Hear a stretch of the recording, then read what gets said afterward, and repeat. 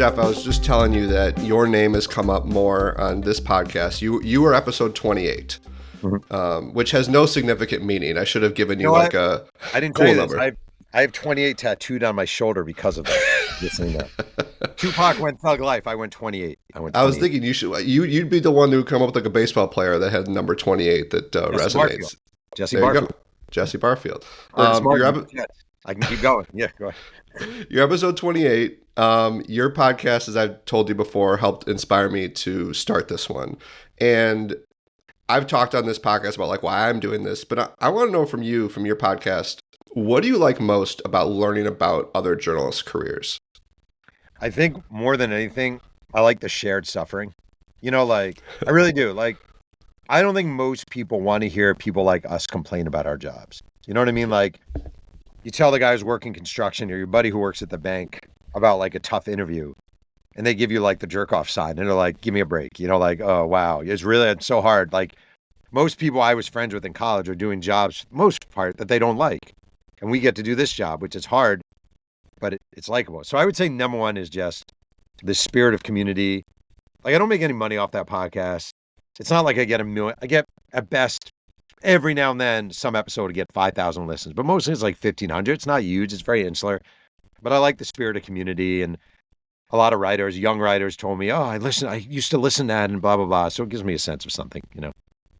Well, I love it, and it helped me as my wheels were turning to start this. And actually, and I think I told you this too, you once wrote in a Substack, like your biggest advice to people sometimes is start a podcast. So here we are. You said on one of your recent Press Box Chronicles that being a journalist is still your dream profession, 30 years later. And you love a quote you hear, you said, you can ask things and people will talk to you just because you're a journalist. And there's this invisible badge around your neck. What I want to kind of start your story with was when was that a trait of being a journalist that drew you to the profession? Because I don't know if that would have come up when you were a kid, like that part of journalism was fun, but when did that kind of first dawn on you? Like, wow, this is a really cool part of this. I mean, it's funny. My dad died about a year and a half ago, and he was my best man at my wedding. And I remember him saying in his toast something about, Jeff loves asking questions.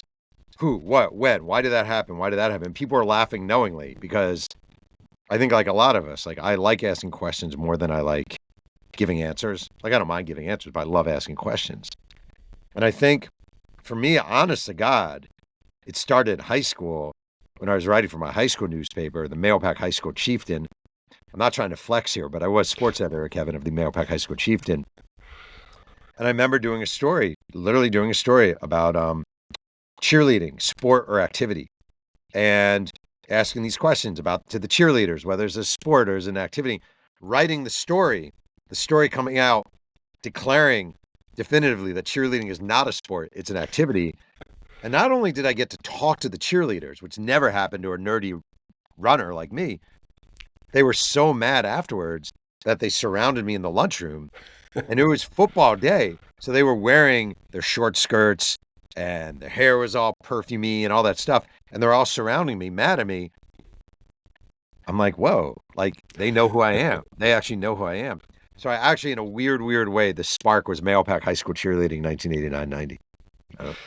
Who knew? Was there anything you could have seen yourself doing besides being a journalist when you were younger? Firefighter was the other profession. I once tried out, actually. I took the test for the New Rochelle, New York Fire Department. I was way past my prime. I was probably 35, and most of the guys were like 22 and ripped.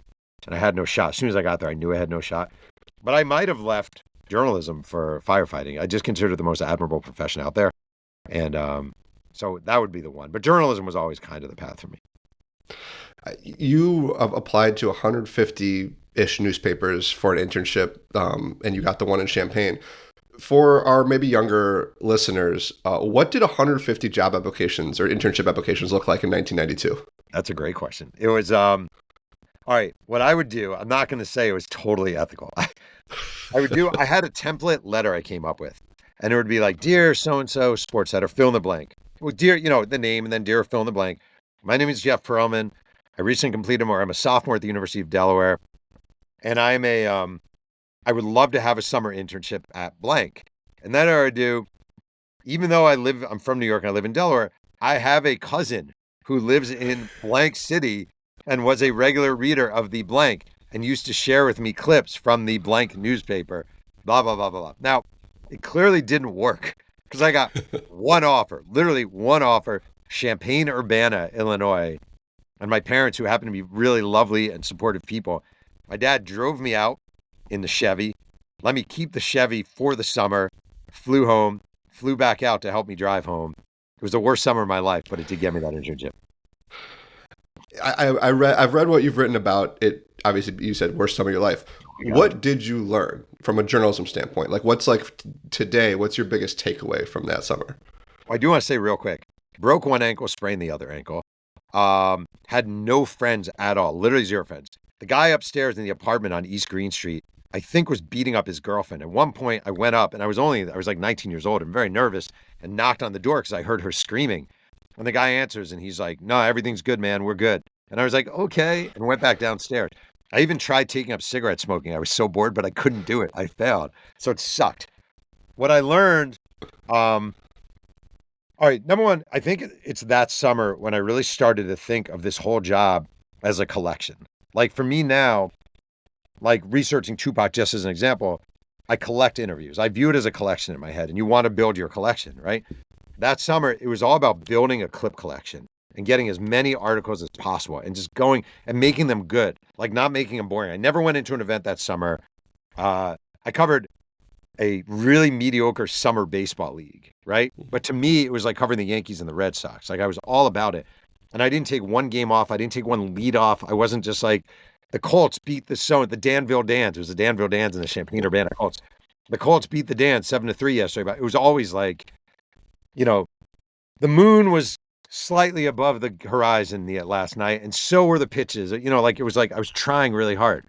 So I think I really started to think about writing as collecting and how many articles can collect, how many interviews can you collect, how good of a thing can you collect.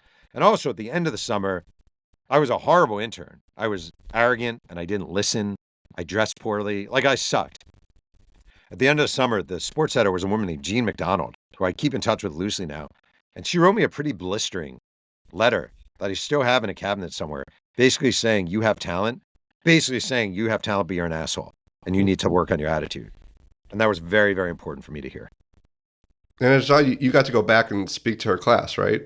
Like via 10 years Zoom, ago. I think it was, Okay. Yeah. Okay. And she's great. And she was right. I was an asshole and I did need to learn. And it was really, I remember one time that summer, the like managing editor of the newspaper pulled me aside because every day I was showing up and I wore shoes without socks. And he's like, "You know, this is a professional newspaper. You really should be wearing socks." And I always remember that. I don't always wear socks, but I know what he understood. I know what he meant. It's funny because I feel like in our profession, like dressing kind of like a schlub is a little bit of our thing. Yeah, maybe just because we are schlubs. It could be a natural. Exactly. So we'll talk a lot about your time at the Tennessean. So you're at Delaware. You write for the school paper at Delaware. How did you get the job at the Tennessean? So I was I interned there. I got an internship after my junior year at Delaware, and I only got it. They had an intern the summer before. This is in the features department. They had an intern the summer before named Leah Stewart. I still know what her name was. And she was the first choice. And the editor, Patrick Connolly, called me and said, "We really like your work. We'd love to offer it to you. But our first choice is this woman, young woman, Leah Stewart. If she turns it down, it's yours." And she turns it down. And I've thanked her on multiple occasions because that changed my life. I mean, it was the same thing where I applied to probably 150 internships, got the Nashville one, spent that summer in the features department with that same Champaign-Urbana attitude of collecting, never taking a lead off, thinking creatively, thinking outside the box. I remember there were some boring assignments. Like I had to do a piece about, I used to do like houses for sale, and you'd write a profile of a house for sale. Don't ask me why. And one of the houses was called the Winfield. And I wrote this whole lead comparing the house to Dave Winfield. And I don't think anyone in features knew who Dave Winfield was. So I didn't take anything off, you know? I finished the internship and I kept getting calls from the features department receptionist, Sheila Jones. And she'd be like, Jeff Pearlman, I really think they're going to hire you. Jeff Pearlman, they're really going to hire you.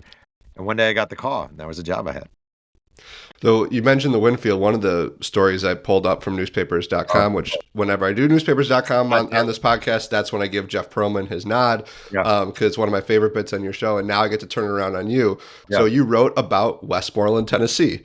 And your lead was when Chicago Cubs outfielder Keith Moreland, perhaps the slowest player in Major League Baseball history, stole his third base of 1986. Writer Arthur Haviland noted, "The gods have been kind and logic has been defied. One thing, however, is certain: never again will we see anyone quite as slow as Moreland." 7 years later, it turns out Moreland wasn't even the slowest Moreland. Welcome to Westmoreland, Tennessee.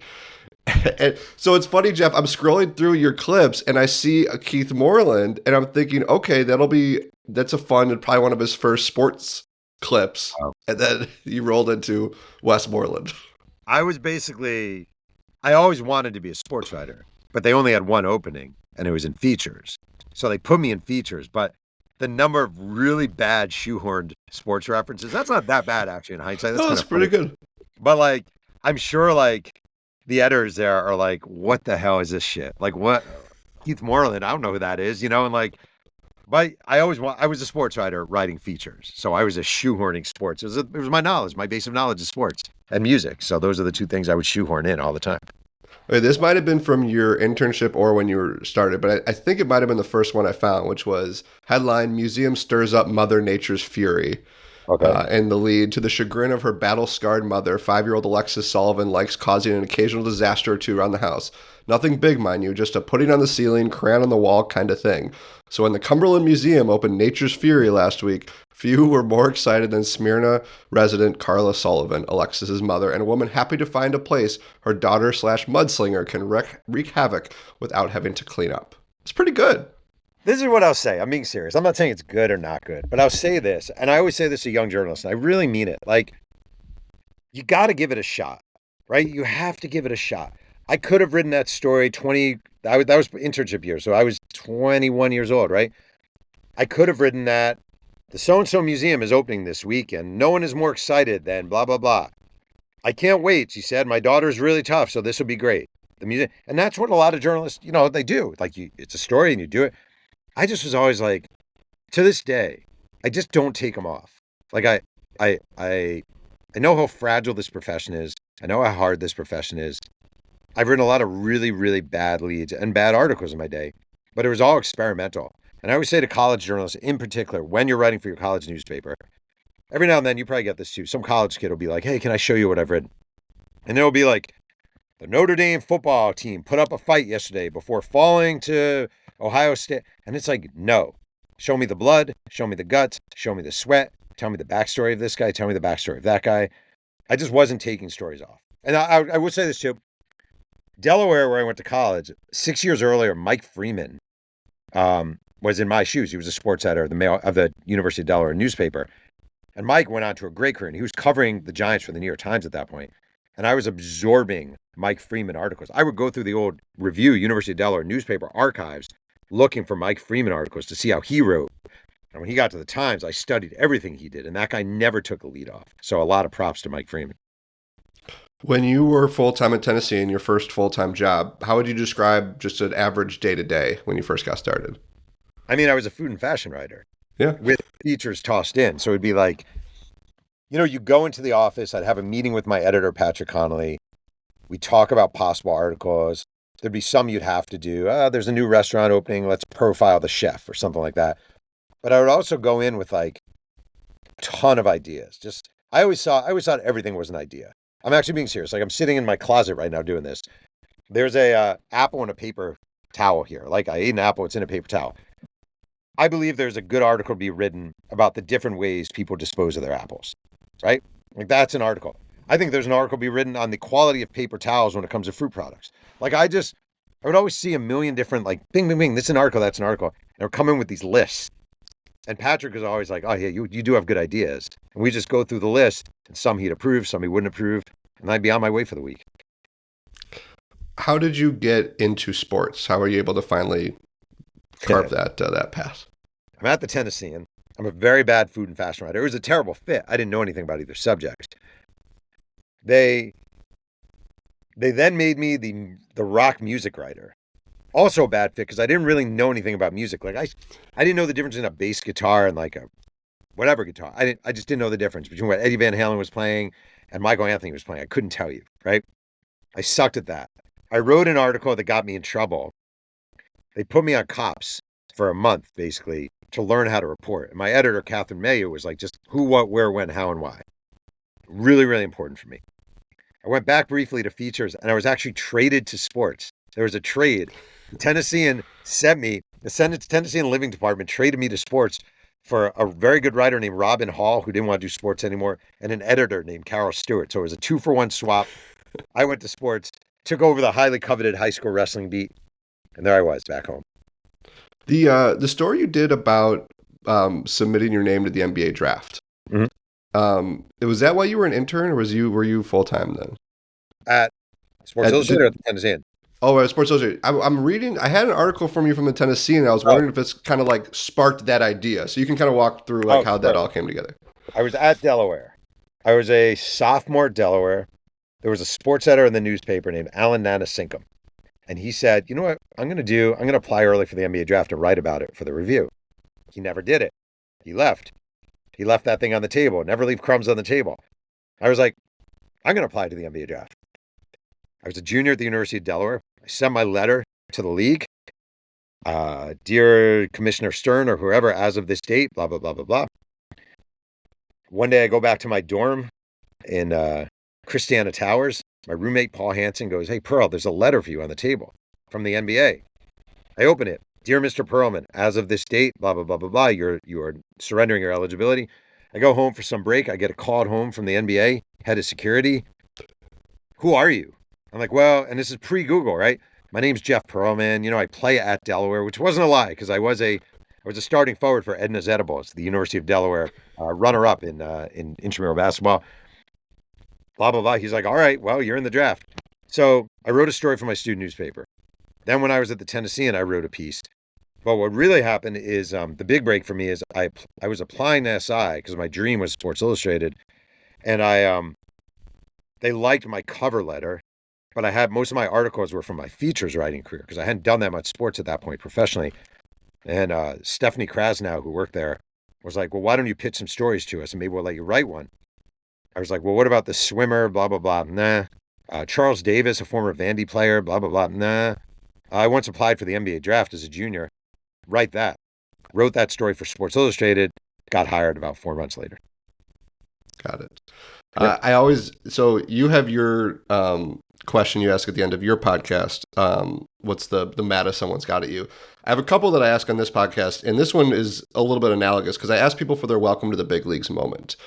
And what's interesting is, Jeff, I mean, you probably have, I've heard you talk about several that could be in this category.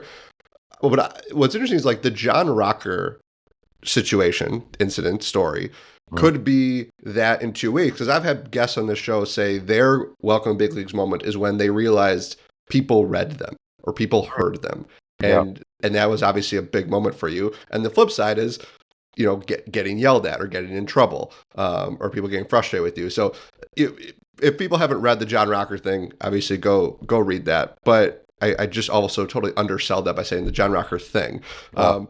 But when you think of welcome to the big leagues moment, is there one that kind of resonates that best reflects what that means to you? Yeah. I was thinking about that while you're asking a question. I did a story at the Nashville Tennessean, and I think I was 23 when I wrote it. My editor, Patrick, is like, there's this couple in Nashville, Lynn and Warren Thompson, and they're husband and wife. And Lynn, the wife, is dying of cancer. She's about to die. And she's teaching her husband how to keep the garden going. And do you want to go out and do that story?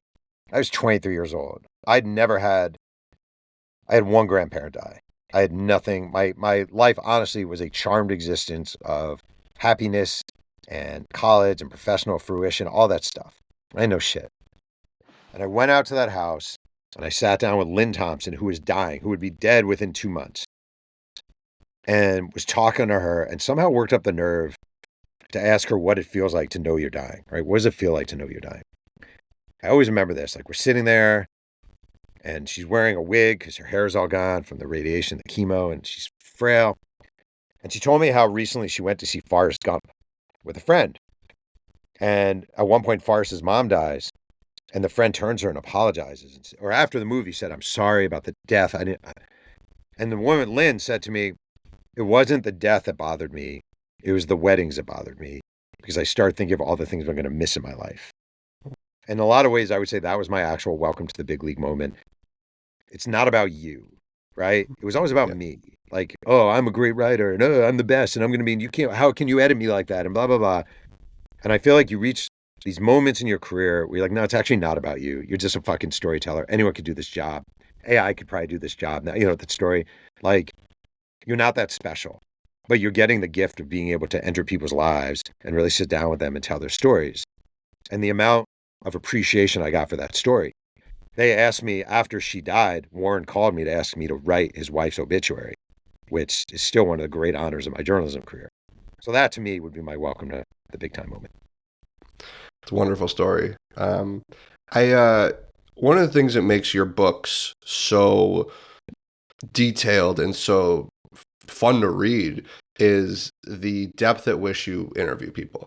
And I think I read for the Tupac book, which we'll get to at the end, you talked to over 650 people. Yep. When in your career did you kind of reach the point of like being that guy, for lack of a better description, that like, I'm going to be the one that makes sure I get the 14th guy in the bench, the student manager? Like, how did you kind of realize that like that was going to be so critical to telling a good story? I mean, I think I was a very bad reporter in Nashville, like really bad, like crappy reporter. I got to Sports Illustrated, and I will say all of a sudden, I started as a reporter. I was like a fact checker, right? Working to write and given an opportunity to write, but like a fact checker. And all of a sudden you are surrounded by the giants. You look around, there's Lee Montville, there's Rick Riley, there's Steve Russian, just these great, William Knack, these great writers who put all this depth into their stories. And you do start by osmosis. You do start learning how to report and how to write. And Gary Smith, who, if you're too young to know, is, you know, one of the great writers of all time, I would argue, not just sports. He said to someone, and I remember reading it when I was there, always make the extra call. Just always make the extra call. And when I wrote my first book 22 years ago or 21 years ago about the 86 Mets, all right, I'm just going to make the extra call. And it almost was like kind of weirdly accidental. I had all these binders the Mets gave me, day by day articles about the Mets. And it'd be like, pitcher June 5th, 1986, pitcher Sid Fernandez showed up at so-and-so pizza parlor last night and ordered 2 pies and ate 12 slices of pizza. I thought, oh, it would be cool to find the guy who runs a pizza joint. You know, Dwight Gooden was out at so-and-so bar, Finn McCool's bar with Kevin Mitchell and Ray Knight. Man, it'd be cool to find the bartender who was there. And once you start doing that, it becomes a self-fulfilling thing where all of a sudden you're getting stories that have never been told before. And then you start realizing, like, I didn't get Dwight Gooden for that book. I didn't get Darryl Strawberry for that book. I got all the Clubhouse guys. And the Clubhouse guys had far better stories than Dwight Gooden and Darryl Strawberry had. And then I head into my next book about Barry Bonds, and he won't even talk to me. But I got his Cub Scout den mother, you know? And I got the different teammates at Arizona State. And you start realizing the 12th man on the pitching staff at Arizona State, who's now like an accountant in Bethesda, he was in all the same meetings that Barry Bonds was in. That O to B McDowell, he was right there. So it's almost like you learn as you go along, and then it becomes an addiction. Then it's just like collecting those articles when I was in Champaign-Urbana, except instead of collecting clips, you're collecting interviews, and I view it as a point of pride. And I'll read a biography, or I'll look at a biography, and I'll see, I want to thank the 43 people I interviewed. And honestly, in my head, I'm like, 43 people. Like, 43 people, that's all you interviewed is 43 people? Like this, why would you do that? It actually makes me angry. I'm not saying that's fair. So I just think there's nothing better than talking to people who've never spoken before. I'm going to ask a question that I don't love being asked because I don't have a ready answer, but I'm going to throw it at you because you've done a lot of these. Do you have a favorite SI article you wrote? I mean, it's been a while now. I did an article. It's definitely one of my favorites. It was oh no, I know what it is. Easy. September 11th. I wrote, SI put out an article, an issue on September 11th. I was very much against it. I was living in New York when 9/11 happened, drove past the towers as they were burning. The whole thing, right? Sucked. The aftermath was, I always say this, I lost my dad And losing my dad was probably the second worst day of my life. And my first worst day was 9/11 and the aftermath. And SI announcers are putting out an issue. This is bullshit. Why are we putting out an issue? What does this have to do? And if anyone can find anything that has to do with 9/11, athletes, etc. So there are all these flyers being hung up around, have you seen, missing. And I had a bunch because people were handing them out. I started doing a search. It wasn't even Google, it was Yahoo. I was Yahooing the names. And one of them was a kid named Tyler Uglin. He was 23 years old, who worked for Fred Alger Management, 93rd floor, Tower 1. And I Googled him, and he was a basketball player at Columbia, had been for like 2 years. Played very few games, but he played there. And I found a number in Ridgefield, Connecticut for Victor and Diana Uglin. This is probably 3 days after 9/11, so this is very, very awkward and uncomfortable. And I called, and someone answered, and I said, can I speak to Diana or Victor? And Victor answered the phone. And I explained, my name's Jeff Pearlman, and I'm so sorry to be calling, blah, blah. And he goes, yeah, I don't think I can do it. I'm like, all right, I understand. Click. He's star 69, my number, which for you kiddos out there is how you would call someone back in the day. And he goes, is this Sports Illustrated? I said, no, it's Jeff Pearlman, though I just called you. He's like, I don't know if I want you to write anything, but do you mind if can I just tell you about my son? I was like, of course. And I sat there and I listened, I took notes. And at the end of probably 40 minutes of him telling me about Tyler Uglin, he was like, you know what, if you want to write something, that would be great. And I wrote this article. It's called Picture This Perfect. I did a Press Box Chronicles about it. I've talked about it a lot. I've stayed in very close contact and friendship with the family. And the crazy thing is, the craziest moment of my career, probably about 10 years ago, I was in State College, Pennsylvania, Penn State, working on a Sandusky story. And I went to a coffee shop that people recommended. It was closed. I had to go to another coffee shop. I go to the second coffee shop. I go downstairs. All the tables are filled. There's one chair empty. I sit down in this chair. There's a woman sitting next to me. I'm like, hey, how you doing? Oh, good, blah, blah, blah. You know, I'm chatty. And where are you from? Ridgefield, Connecticut. She goes, I go, you're from Ridgefield? She's like, yeah. I said, oh, I actually wrote a story about a kid from Ridgefield who died in 9/11. And she goes, did you write the Sports Illustrated story? I said, yeah. She said, I was Tyler's high school girlfriend. Wow. Yeah, it's crazy. It still gives me chills. So that was my most memorable Sports Illustrated. I'm not saying it was the best story, like technically, whatever, but it was only one page, but most lasting. What would you just say is the through line from the Tennessean version of Jeff Pearlman, the things you learned then, to the book writing Jeff Pearlman today? Like the things that you learned at that first job, or even your beginning at SI, that matters so much. I know you've touched on obviously interviews, but like the stuff that 30 years ago still matters for you to do good work today. I wouldn't have said it this way at the time, but it's true. I think the one thing I've always had, I'm not fearless at all. People always say to journalists, why you have such guts? I actually don't. My hands get very sweaty. I've been known to hang up a call when you used to be able to do that. Call, hang up, you know, that thing, 5 dials. And finally, I'll drive around a house several times before knocking on a door. But I do think the thing I had then, and definitely have now for the most part, is like willingness to walk through my fear. Like knocking on that door. All right, it's fucking terrifying. I'm not excited to knock on this door.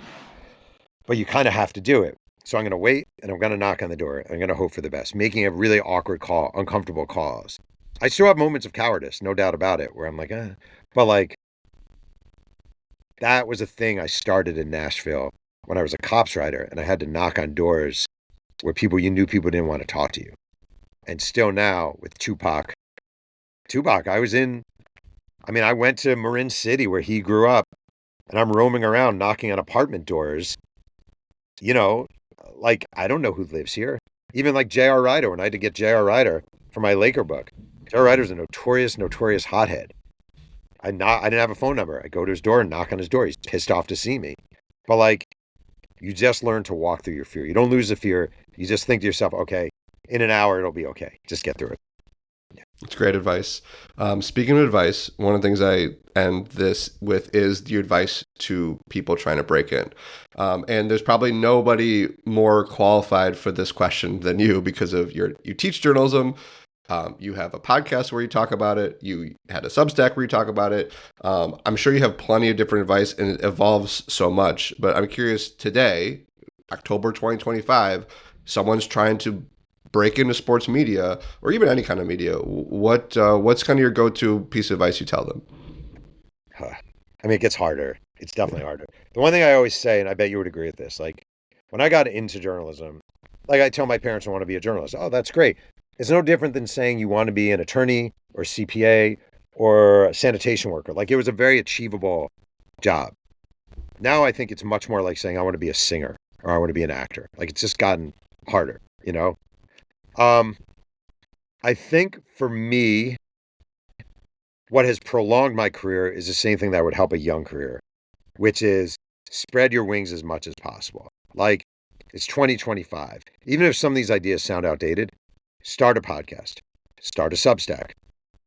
Make sure be on TikTok and be on even Twitter as much as I hate it. But like make yourself something unique, right? Like the world does not need another Yankee commentator, right? The world doesn't need another Stephen A. Smith. Make yourself the expert on left-handed relievers. Like make yourself the guy, and your TikTok feed is entirely about left-handed relievers. Every day you're going to do a new video about some crazy left-handed reliever in 1976 who ate Cocoa Puffs every morning. You know, like be that person. Have a podcast just about left-handed relievers. Show that you have something that nobody else has to offer, right? And be that guy and build up, or woman, and build up that following. And I think it's your best shot to break in. There are just too many people who are like, yeah, I'm going to write about the Angels. We don't need another Angel writer.